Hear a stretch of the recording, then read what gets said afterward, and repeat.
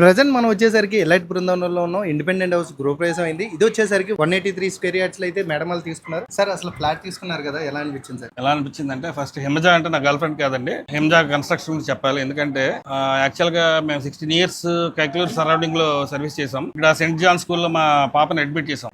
Admit చేసినప్పుడు ఇక్కడ ఏదైనా తీసుకుంటే బాగుంటుంది అనుకున్నప్పుడు సెర్చ్ చేసినప్పుడు మా మావయ్య గారు ఏంటంటే, ఇక్కడ ఇది ఎలైట్ బృందావనం అనే కన్స్ట్రక్షన్ బాగా జరుగుతుంది చూడండి అని మాకు సజెస్ట్ చేశారు. ఆయనకి చెప్పకుండా సడన్ గా మేము విజిట్ చేసాం. రోజు విజిట్ చేసినప్పుడు ఇక్కడ వాళ్ళ రిసీవింగ్ అంతా బాగుంది.